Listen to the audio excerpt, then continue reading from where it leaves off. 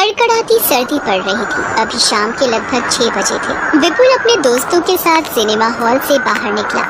क्या हुआ विपुल, रुक क्यों गए? अरे यार, जूतों में मिट्टी लग गई है। आज जरा वो सामने पॉलिश वाला बैठा है, उससे जूते पॉलिश करवा लेता हूँ। ए पॉलिश वाले, मेरे जूतों पर मिट्टी लग गई है, जरा अच्छे से चमका देना। लाओ बेटा, मैं अच्छे से पॉलिश कर दूंगा। एक सेकंड, ये बेटा किसे बोला है? तुम जूते चप्पल ठीक करने वाले भी रिश्तेदार बनकर ज्यादा पैसे ऐंठने की सोचते हो। जल्दी से पॉलिश कर दो। वैसे यार रोहित, सामने गर्मा गर्म भुट्टे का ठेला देखकर मुंह में पानी आ रहा है यार। ये कड़ाके की सर्दियों का अलग ही मजा है ना। बढ़िया बढ़िया स्वेटर और जैकेट पहनो। सर्दियों में खाने पीने की गर्म गर्म चीजों का आनंद ही कुछ और है। जा जरा ठेले वाले से 2 गर्म गर्म भुट्टे लेकर आ जा। ये जूते पॉलिश हो गए हैं। तुम लोग जितना मर्जी कमा लो, रहोगे भिखारी ही। ठंड लगती रहेगी पर अपने लिए एक स्वेटर नहीं खरीदोगे। यही फटी चादर लपेटे फुटपाथ पर ही पड़े रहते हो। लाओ जूते दो, ये लो 5 रुपए। 5 रुपए? पर इन जूते पॉलिश के तो 20 रुपए हुए। आपने डबल पॉलिश लगाने को बोला था। दिमाग खराब है क्या है? 20 रुपए? 2 रुपल्ली की तेरी पॉलिश की डिब्बी नहीं है और 20 रुपए मांग रहा है। ये 5 रुपए रखने हैं या ये भी वापस जेब में डाल लूं? बेचारा बूढ़ा मोची क्या कहता, चुपचाप 5 रुपए रख लेता है, क्योंकि उसे अपने परिवार का गुजारा करना था और उसके लिए उस 5 रुपए की बहुत बड़ी कीमत थी। विपुल अपने दोस्त के साथ गाड़ी में बैठकर चला जाता है। वो एक अमीर लड़का था। उसके दिल में किसी गरीब के लिए दया नहीं थी। उस बूढ़े मोची का नाम रामेश्वर था। वो अपने घर पहुँचता है। क्या बात है मालती, किशन अभी तक घर नहीं आया? बस आते से अपने पोते का जब तक मुंह न देख लो तुम्हें चैन नहीं आता। क्या करूं मालती, बेटे बहू के गुजर जाने के बाद किशन हम दादा दादी की जिम्मेदारी है, पर हम उसके लिए कुछ नहीं कर पा रहे। दादा, फिर आपने अपना मन खराब कर लिया। जाओ, मैंने आपसे बात ही नहीं करनी। किशन, अरे तू नाराज क्यों होता है? अच्छा ले, मैं मन नहीं खराब कर रहा। आजा, दोनों साथ में रोटी खाते हैं।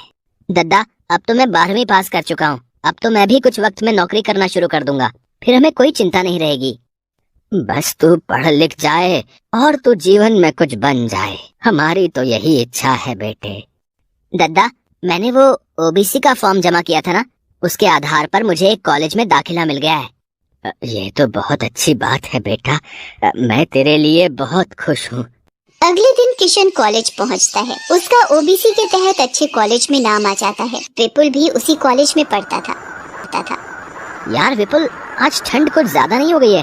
तेरा ओवरकोट तो बहुत बढ़िया लग रहा है। बढ़िया कैसे नहीं होगा, डैडी विदेश से लाए। यहाँ के हिसाब से पूरे 50,000 का ओवरकोट है।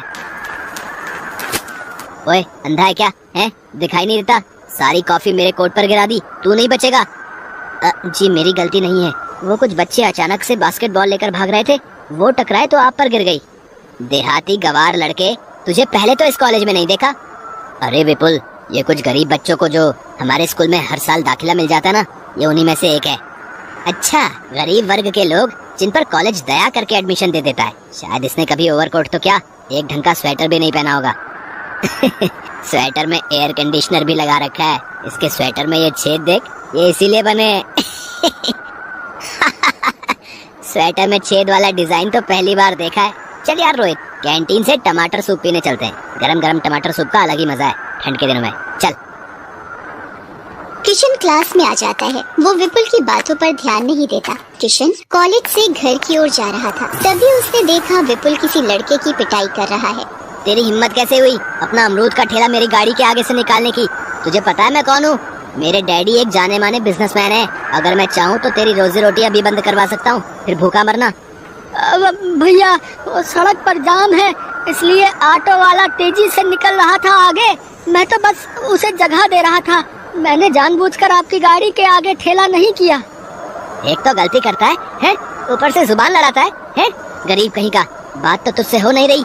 ठंड में ठिठुर रहा है और मेरे सामने खड़ा होगा। पहले मेरे सामने खड़े होने की औकात तो बना ले। विपुल, इसे छोड़ दो। इसकी तरफ से मैं तुमसे माफी मांगता हूँ। बेचारा मजदूर है, इसे चोट लग जाएगी। ले, आ गया एक और गरीब, दूसरे गरीब की हिमायत के लिए। चल रोहित, किसी कॉफी शॉप में चलते हैं, वहाँ गर्मा गर्म कॉफी पियेंगे। सारा मूड खराब कर दिया। तो मेरा अमरूद का ठेला गिरा गया। किसी से उधार पर अमरूद खरीद के लाया था, कैसे भरपाई करूँगा कुछ समझ में नहीं आ रहा। ये तो सारे अमरूद खराब हो गए। आज 1 रुपए की भी कमाई नहीं हुई, मैं क्या करूँगा। बेचारे गरीब ठेले वाले के सारे अमरूदों का नुकसान करके विपुल अपनी राह चला गया। क्या मिला किसी गरीब का नुकसान करके? मैं इस बेचारे के लिए कुछ भी नहीं कर सकता। काश मैं इसकी मदद कर सकता। शुक्रिया भैया, आज आप नहीं होते तो वो मुझे जान से ही मार देता। तुम ठंड से कांप रहे हो, ये स्वेटर पहन लो।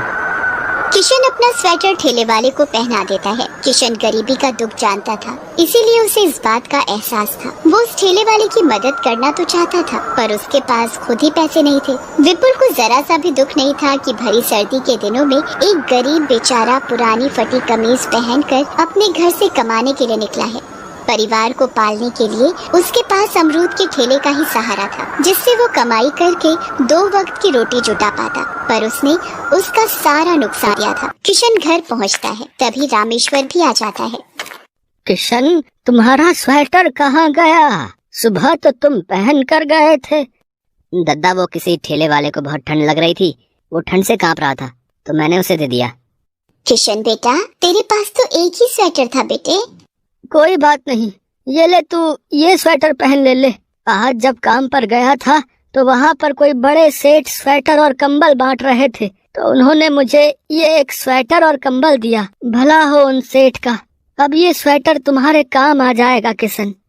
पर दद्दा, तुम्हारे पास भी तो कोई स्वेटर नहीं है ना, ये स्वेटर तुम पहन लो। अरे मेरे पास तो वो काली जैकेट है जो पिछले साल मिली थी, मैं तो वही पहन लूंगा, वो बड़ी गर्म है। तू ये पहन ले बेटा।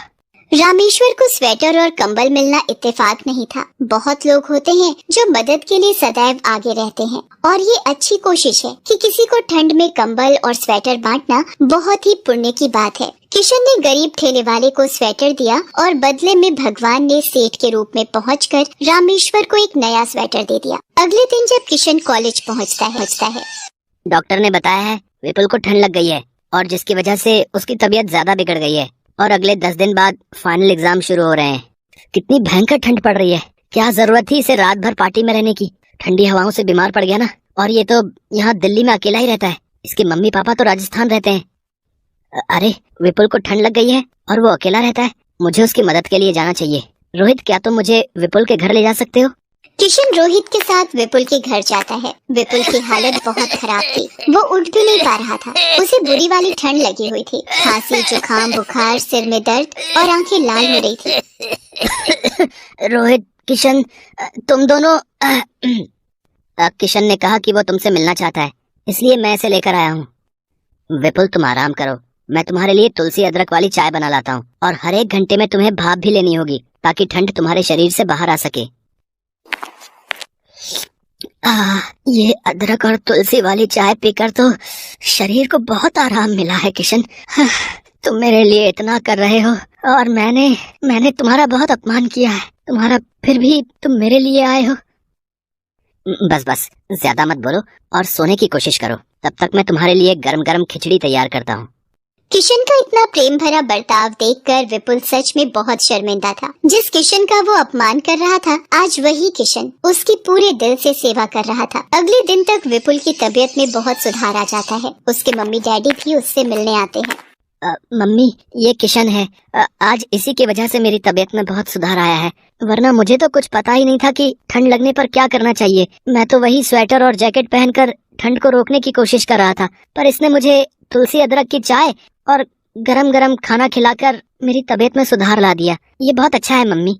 किशन से मिलकर विपुल के मम्मी पापा भी बहुत खुश होते हैं। कुछ दिनों बाद विपुल की तबीयत में बहुत सुधार आ जाता है और वो परीक्षा की तैयारी भी कर लेता है। एक दिन किशन विपुल को अपने दादा दादी से मिलवाने घर लेकर जाता है। किशन के दादाजी को देखकर विपुल को सिनेमा हॉल के बाहर की सर्दी की वो शाम याद आ जाती है और विपुल की आंखों में आंसू आ जाते हैं, जो शायद आज पश्चाताप से भरे हुए थे।